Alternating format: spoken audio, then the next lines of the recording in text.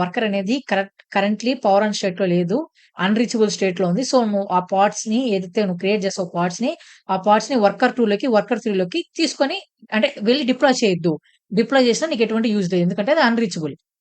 అందుకని నువ్వేం జెయ్యి వర్కర్ 1 ఏదైతే వర్కర్ 1 ఉందో వర్కర్ 1లో నీకు టెంట్ అనేది అప్లై లేదు. సో, నీ పార్ట్స్ ఏవైతే 3 పార్ట్స్ ఉన్నాయో 3 పార్ట్స్ వెళ్లి వర్కర్ 1 లోకి డిప్లాయ్ అయిపో అని చెప్పేయి. ఓకే. రైట్. ఇప్పుడు నేనేం చేస్తాను, మనం వర్కర్ 1కి గూడా టెంట్ అప్లై చేద్దాం. సో, ఇక్కడ నేనేం చేస్తాను, నా కుబర్నెటిస్ డాక్యుమెంట్‌లోకి వెళ్లి taint and toleration. Taint and tolerations. So, ఇక్కడ టెంట్ అండ్ టాలరేషన్స్‌లోకి వెళ్లి ఇక్కడ చూడండి. ఫస్ట్ కమాండ్ చూడండి. kubectl టెంట్ నోడ్ దాని తర్వాత నోడ్ ఒక నేమ్. సో, నేను ఈ కమాండ్‌ని కాపీ చేయొచ్చు. ఈ కమాండ్ దేనికి యూజ్ అవుతుందో తెలుసా? నా వర్కర్ ఏదైతే మీరు ఆహ్, ఏదైతే నోడ్ ఉందో ఆ నోడ్‌లో మీరు ఎటువంటి పార్ట్స్‌ని డిప్లాయ్ చేయకూడదు అనుకుంటే మీరు టెంట్ అనే దాన్ని యూజ్ చేయొచ్చు. ఈ స్ ఈ రిక్వైర్‌మెంట్ ఎందుకంటే ఇప్పుడు చూడండి మనకి మాస్టర్‌లో ఇంపార్టెంట్ కాంపోనెంట్స్ అయితే ఉన్నాయి. Cube API server, cube scheduler, cube controller ఇవన్నీ ఉన్నాయి. ఇప్పుడు నేను దాని పైన టెంట్ అప్లై చేయలేదనుకోండి. టెంట్ అప్లై చేయకపోతే నేను డిఫాల్ట్‌గా నేను ఒక 100 పార్ట్స్ దానిలో క్రియేట్ చేశాననుకోండి. మాస్టర్‌లో కూడా 100 పార్ట్స్ క్రియేట్ అవుతాయి.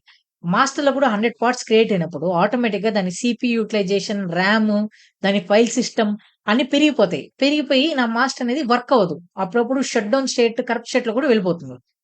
అదే నా మెయిన్ కాంపోనెంట్ గదా! మాస్టర్‌లో ఉండే ఏవైతే పార్ట్స్ ఉన్నాయో అవి నా మెయిన్ కాంపోనెంట్ కాబట్టి, నేను దానికి డెడికేటెడ్‌గా నేను ఆ నోడ్‌లో సెట్ జేయాలనుకుంటున్నా. అట్లాంటి టైంలో మీరేం జేయొచ్చు, మీరు ఆ నోడ్‌కి టెంట్ అనేది అప్లై చేయొచ్చు. ఫర్ ఎగ్జాంపుల్‌గా ఇప్పుడు నేను ఒక హాట్‌స్టార్ యాప్‌ని డిప్లాయ్ జేస్తున్నాను. అది నా వర్కర్ 1లోనే డిప్లాయ్ అవుతుంది. ఓకే. సో, మిగతా పార్ట్స్ ఎటువంటి నెట్‌ఫ్లిక్స్ అనే పార్ట్స్, ఆ పార్ట్స్ నా నా వర్కర్ 1లోకి రాగూడదు. నేనేం జేస్తున్నాను, ఒక టెంట్‌నయితే అప్లై జేస్తున్నాను దానికి. ఎలా అప్లై జేస్తాను? క్యూబ్‌సిటిఎల్ టెంట్ నోట్స్. ఇక్కడ చూడండి. క్యూబ్‌సిటిఎల్ ఫస్ట్ నేను క్యూబ్‌సిటిఎల్ గెట్ నోట్స్ అని ఇస్తాను. గెట్ నోట్స్ దాని తర్వాత ఇప్పుడు మన రిక్వైర్మెంట్ ఏంటి? వర్కర్ 1లో నేను టెంట్ అప్లై జేయాలి.